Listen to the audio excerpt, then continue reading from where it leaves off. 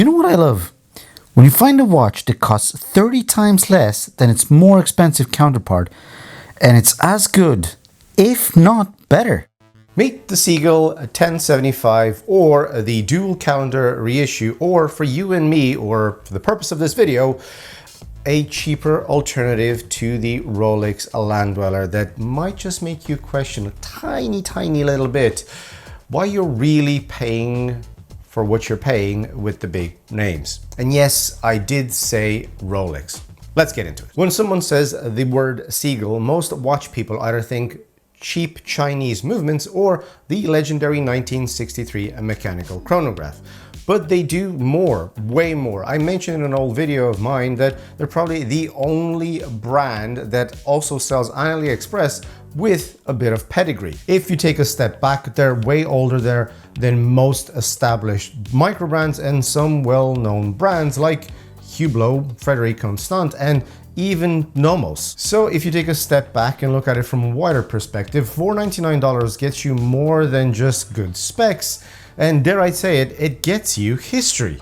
When I took this out of the box first, I thought, there's no way this isn't cutting corners anywhere. And honestly, spoiler alert, it didn't, at least not where it matters. Upon first impressions, visually, this thing plays it classic.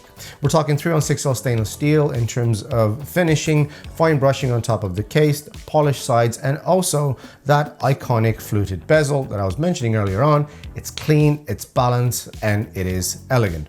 I've seen fluted bezels on so many homage watches, but this gives it a certain classiness and elegance. Dimensions-wise, we have a 38mm diameter, 12.5mm thickness with a display case back under 49mm lug to lug with those female endlings that do not fully articulate. Now on the wrist, it fits like a well-tailored shirt, compact and also confident. And this is probably the first time I used that analogy. The 38mm case size would look good on literally any wrist.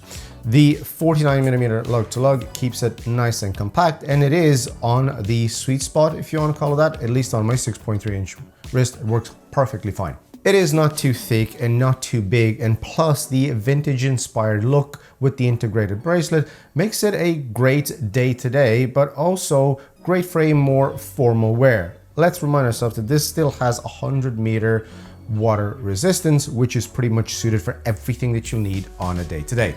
Now, to me, the real surprise was the bracelet. It is an H-link style with an all brushed finishing that just pairs so well with it. I expected something tinny and jingly jangly, but no, what I got was a solid links, tight tolerances, and a butterfly clasp that actually looks good and fits those small links.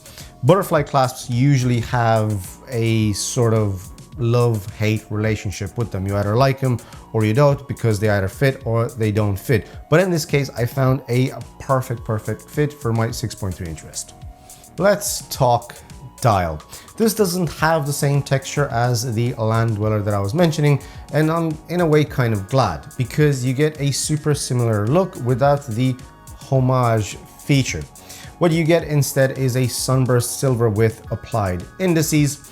On the website, this is also called, like I said, the dual calendar, which I think has something to do with the fact that it is a day date, but I'm not entirely sure because it's not specified. Let's just say that they could have come up with a better name for it.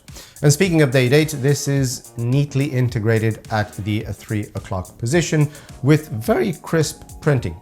The only thing that I would say here catches your eye, and not in a good way, is the fact that the day wheel is in black versus the date wheel, which is in a silvery kind of white. So it sticks out a bit, and like I said, not in a good way. Also, the day wheel has the days in Chinese and English for a more localized effect, so you know what you're getting.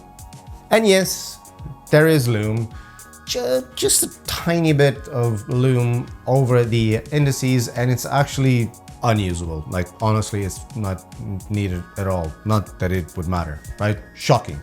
Let's talk movement. Inside, this ticks the Seagull ST2100. You should be able to see the specs on the screen right now. This is essentially a clone, if you will, of the ETA 2824.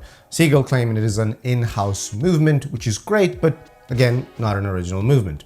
And on the surface, I know how this looks. Oh my God, it's not a Swiss movement. Relax, because most actual Swiss movements have Chinese-made parts in them. And if you look at it this way, not even those are actually fully Swiss. So let's just settle down. With that display case back, you get to see some of the basic decoration on the movement, which is kind of cool. Not that it's necessarily needed, but I like to know that I have something like that in there. The magical number that you're looking for here is, get this, plus 1 second per day. So yeah, I'm okay with the fact that this is not actually a Swiss movement, but for what it is, you get Swiss movement performance, and it punches way above its weight. Okay, so let's address the elephant in the room and my earlier statement. Rolex Landdweller versus this. Now, Rolex Landdweller, $15,000 versus $499.